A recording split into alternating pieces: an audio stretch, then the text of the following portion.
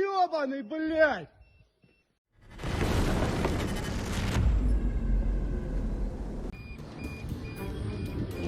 A Russian soldier in occupied Tokmak, Zaporizhzhia, more than 20 kilometers from the front, decided to film a Ukrainian FPV drone circling above a hangar. However, the final shot wasn't for the archives. The drone flew straight into his tank. Пидорас, блядь! Сука!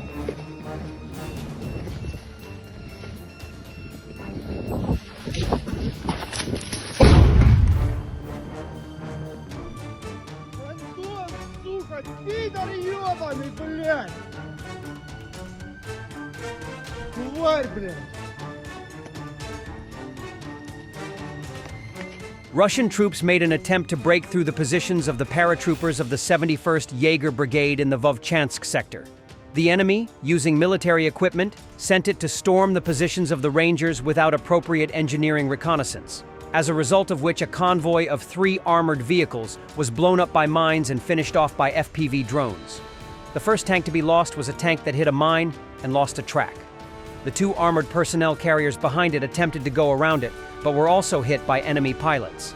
Additionally, Russian troops attempted to break through the positions from other directions, using most of their equipment to break through, which, as before, ended in the destruction of equipment and the chaotic retreat of Russian attack aircraft.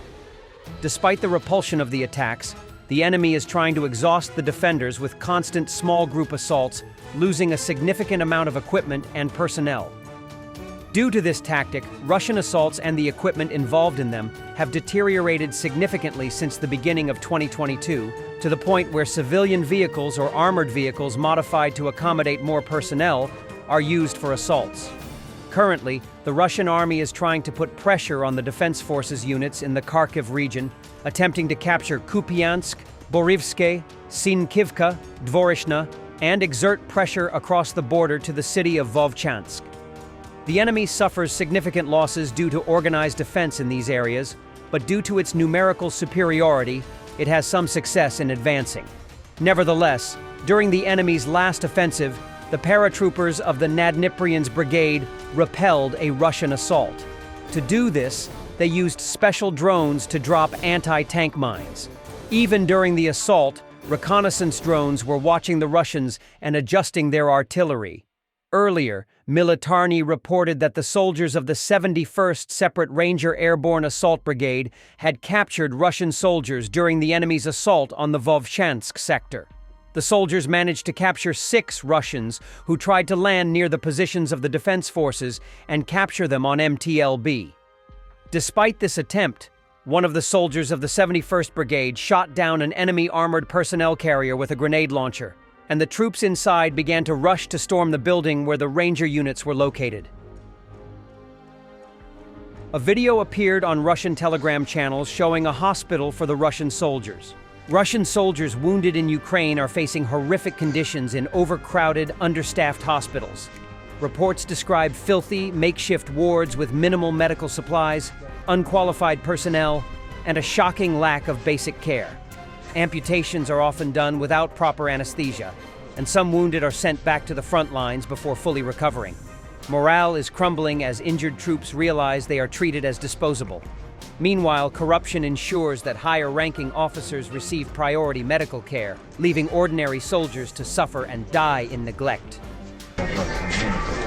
Near the city of Vovchansk in the north of Kharkiv region, border guards destroyed 7 occupants, a fuel and lubricant depot, an observation post, and dugouts of the Russian occupation army using drones. The operation was carried out by air hunters of the Furia combat aircraft of the Gart Brigade.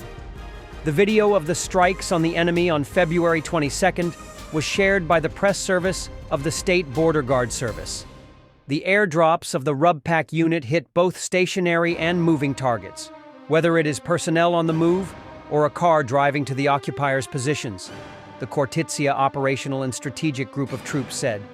As a result, the border guards destroyed an observation post, a firing position, a takeoff point for drones, an enemy fuel and lubricant depot, dugouts and trench lines.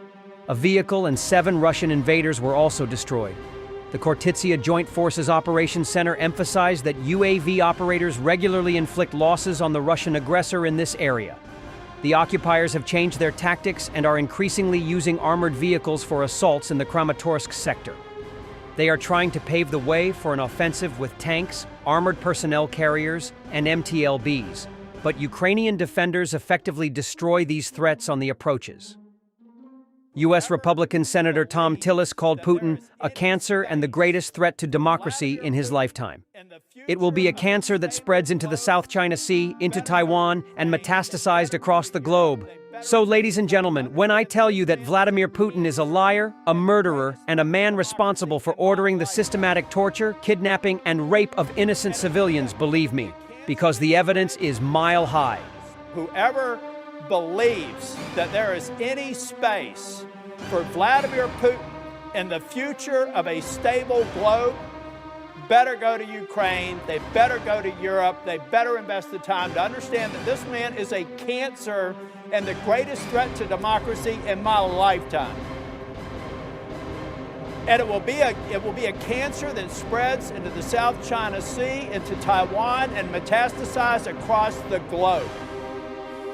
So, ladies and gentlemen, when I tell you that Vladimir Putin is a liar, a murderer, and a man responsible for ordering the systematic torture, kidnapping, and rape of innocent civilians, believe me, because the evidence is mile high. Many Finnish volunteers are ready to join a potential peacekeeping mission in Ukraine. Wheeler reported that, according to the Union of Reservists, many of them have signed a commitment to participate in crisis management missions.